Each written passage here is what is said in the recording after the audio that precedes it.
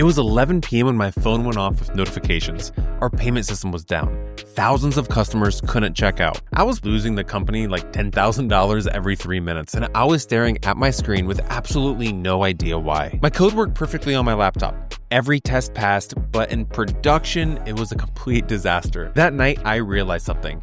I could write code, but I couldn't engineer systems. Like, I couldn't diagnose why the app was down. And that's the difference between being stuck at junior level and becoming more valuable. I would ask, how do I make this work? Instead of asking, how do I make this work reliably for thousands of users, even when the database is slow, even when the services fail? Now, that second question, that is what this video is about. I'm going to show you 6 mental shifts that changed everything for me. The exact mental models that separates normal coders from experienced backend engineers.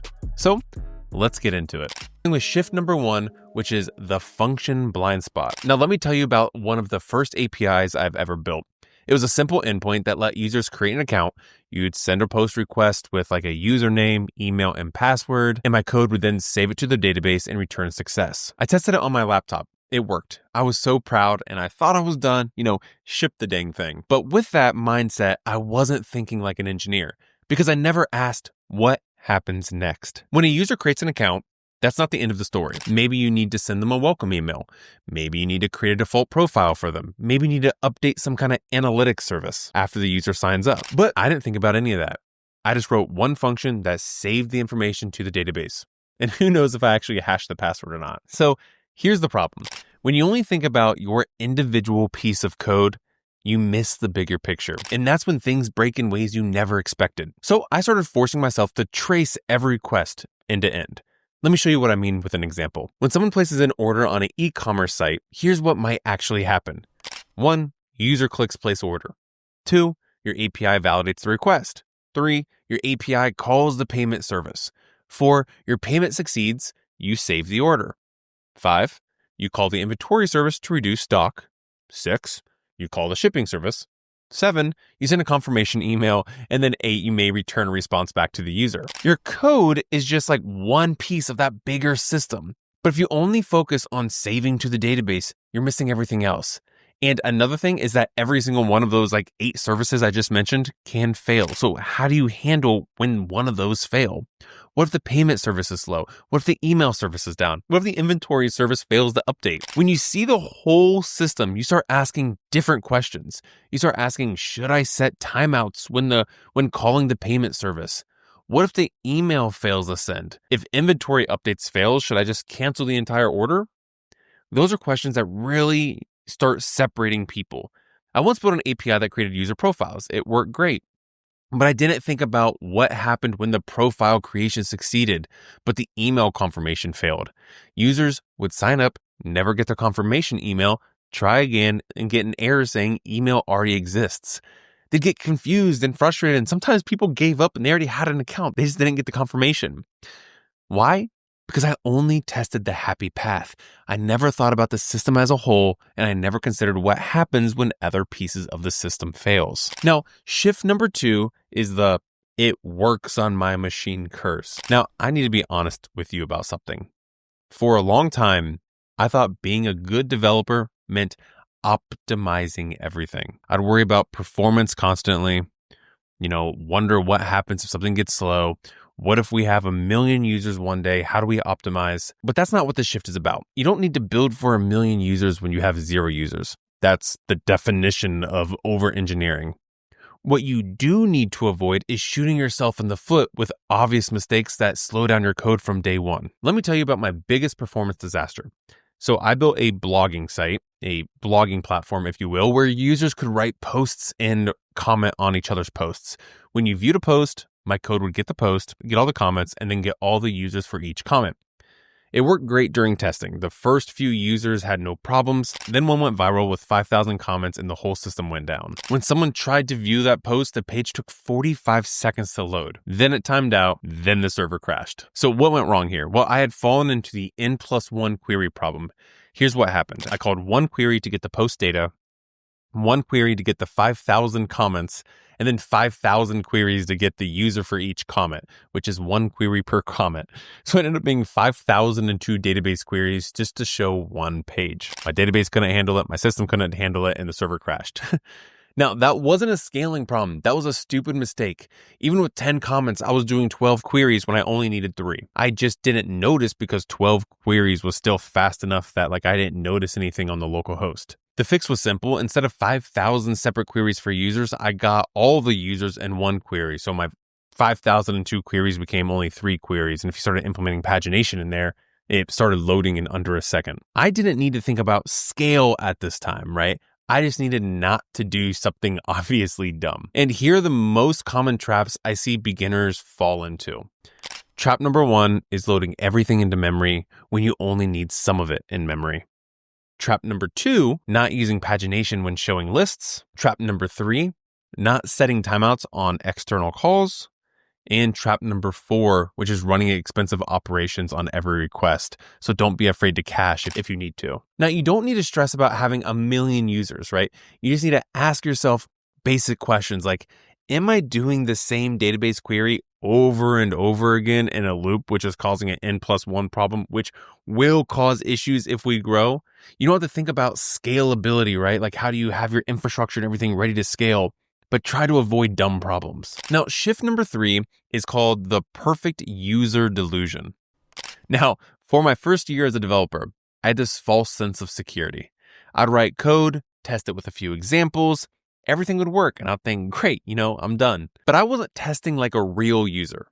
I was testing like a developer who knows exactly how the system is supposed to work. Now, that sign-up story that I told you in the other shifts, let me kind of retell that because that also taught me this lesson that I'm about to share here. So I built a user registration endpoint and my tests look simple, right? I had simple assertions for each item. So name, email, password, simple assertions, which just checks to see if the data is valid. Everything passed and I deployed it. Well, someone entered their email in all caps, and my code was case sensitive, so they couldn't log in later. And then someone used the name Jose as their username. My code crashed because I didn't implement handling special characters. I just had it going through A through Z on the character list. And then someone pasted a password from a password manager and I didn't remove or trim white spaces. So I had to fail that password too. I only tested for the happy paths. I did not test for what users will actually do. And a key thing to note here is that real users probably won't follow your rules.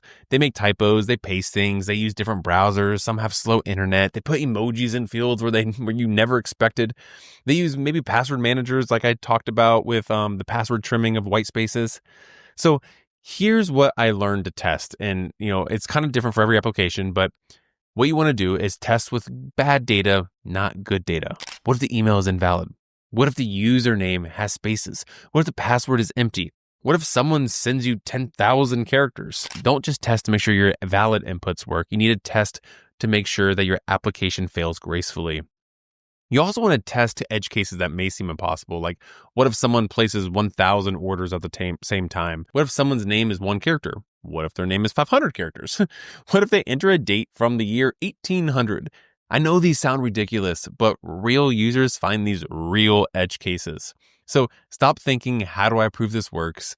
And start thinking, how could this possibly break? Real users won't be nice to your code. They won't follow your happy path. Designed for people who are actually using your software, not how you think those users should use your software. Now, shift number 4 is called the everything will be fine fantasy.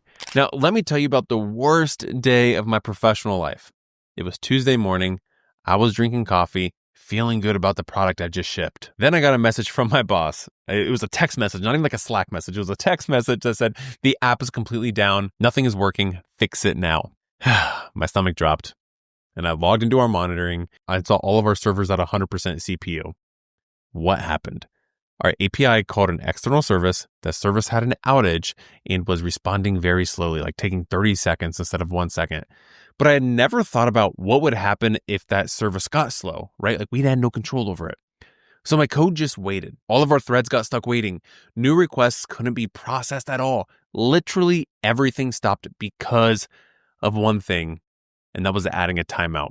If the payment service didn't respond in 8 seconds, just cancel the entire request and return an error. I should have done this from the start instead of fixing it as a bug. This is the day I learned hope is not a strategy. You can't just hope that all these external services that you have no control over will be fast and working. You have to design for failure. So here's what I mean by that. Always use timeouts when calling other services. Every time your code calls something external, you need a timeout. You also want to implement retry logic, but you want to implement it carefully. Sometimes failures are temporary. Maybe the network had like a hiccup during your request. Retrying can help, but you have to be careful. I once added retry logic to code that created users' accounts. If the database call failed, my code would retry 3 more times. But sometimes the user would actually be created, but the response failed due to a network issue. Then my code would retry and try again and just keep creating this user. This would fail because the username already existed, which is super confusing.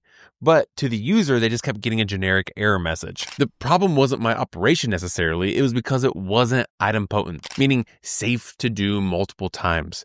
Creating a user is not idempotent. You can't create the same user twice, so retrying doesn't always make sense. Lastly, add proper logging. When things go wrong in production, you need to figure out what happened. All right, so shift number 5 is called the ghost problem trap. A user reported that sometimes their orders would just disappear. Not every time, maybe just sometimes, maybe 1 in every 100 orders. And I looked at the database, the order wasn't there.